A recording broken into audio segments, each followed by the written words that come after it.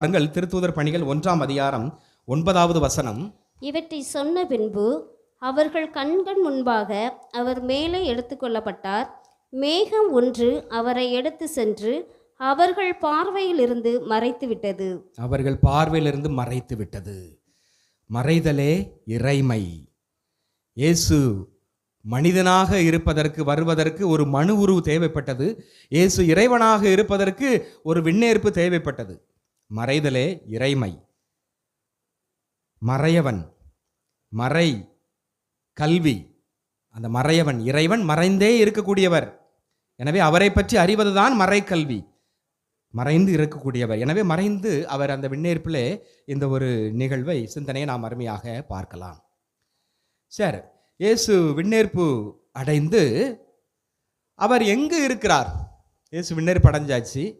எங்கே போய் இருக்கிறார்? மோட்சத்தில் எந்த இடத்துல போய் இருக்கிறார்? எந்த இடம்? எங்க இருக்கிறாரு? தந்தை கடவுளின் வலப்புறத்திலே அவர் வீற்றிருக்கிறார். தந்தை கடவுளின் வலப்புறம் வீற்றிருக்கிறார். மார்க் நற்செய்தி 16ஆம் அதிகாரம் 19வது வசனம். இவ்வாறு அவர்களோடு பேசிய பின்பு ஆண்டவர் இயேசு விண்ணேற்றம் அடைந்து கடவுளின் வலப்புறம் அமர்ந்தார். கடவுளின் வலப்புறம் அமர்ந்தார். எபிரேயர் 8ஆம் அதிகாரம் 1வது வசனம், அதிலே 2வது வாக்கியம்.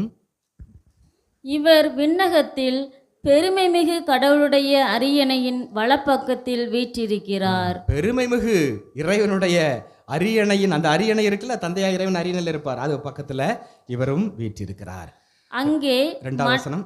அங்கே மனிதரால் அல்ல, ஆண்டவராலேயே அமைக்கப்பட்ட உண்மையான கூடாரமாகிய தூயகத்தில் ஊழியம் செய்கிறார். சூப்பர். பார்த்தீங்களா எப்படி அங்க அப்பா அங்க என்ன பண்றார் அப்படின்னா, அங்கேயும் அவர் ஊழியம் செய்து கொண்டிருக்கிறார். 1 பேதுரு 3ஆம் அதிகாரம் 22வது வசனம். அவர் வான தூதர்களையும் அதிகாரங்களையும் வல்லமைகளையும் தமக்கு பணிய வைத்து விண்ணுலகம் சென்று கடவுளின் வலப்பக்கத்தில் இருக்கிறார். வீற்றிருக்கிறார். எபேசியர் 1ஆம் அதிகாரம் 20வது வசனம். கிறிஸ்துவிடம் செயல்படுத்தி இறந்த அவரை உயிர்த்தெழச் செய்து விண்ணுலகில் தமது வலப்பக்கத்தில் அமர்த்தினார். அப்போ தந்தையாக இறைவன் அவரை விண்ணகத்தில் தமது பக்கத்திலே அவர் அமர்த்துகிறார். சார், அங்க என்ன செய்யறாரு? நம்ம எபிரேயர் 8:2 வாஸ்தவம். என்ன செய்யறாரு? அங்கும் அவர் பணியை செய்து கொண்டிருக்கிறார். அங்கும் தந்தையாக இறைவனுக்கு அங்கு பணிவிடை செய்து கொண்டிருக்கிறார், பணி செய்து கொண்டிருக்கிறார். அடுத்து இன்னொன்று முக்கியமான வேலை அவர் செய்யக்கூடியது, பரிந்து பேசி கொண்டிருக்கிறார் தந்தையாக இறைவனிடம். நான் யார்